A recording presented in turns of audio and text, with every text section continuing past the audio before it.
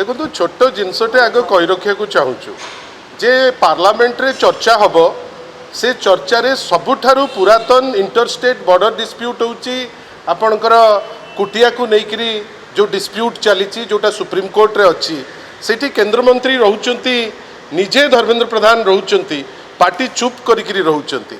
एटा कौन माने कौन सूचौची एटा जे आपण अछंती पार्लियामेंट रे चर्चा चली आपणकर इंटरस्टेट बॉर्डर डिस्प्यूट उपरे आउ कोटिया होची सबुठारु बेसी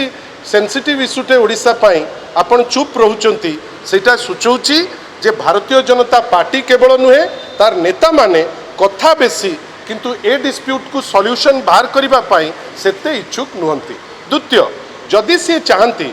आर्टिकल 3 अनुसार गोटे प्रोविजन अच्छी जो सर्वे है नहीं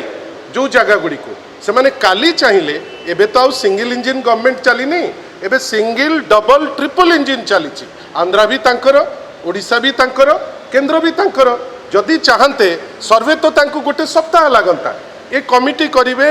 माने अमुक करिवे तमुक करिवे तार कोनोसी माने मते कहीं लागू नाही तार केते दूर फलप्रद हबो सेटा समय कहिबो। पूर्व सरकार माननीय श्री नवीन पट्टनायक को नेतृत्व में 150 कोटी रु ऊर्ध्व टंका सेठिकार डेवलपमेंट पोस्ट ऑफिस ठारू आरंभ करी गमनागमन व्यवस्था जे अनेक जिनिस से लोकों डिमांड रे करा जाइछि। ए सरकार ट्रिपल इंजिन बेली निजुक कहूँ आमे आशा करिबा जे जो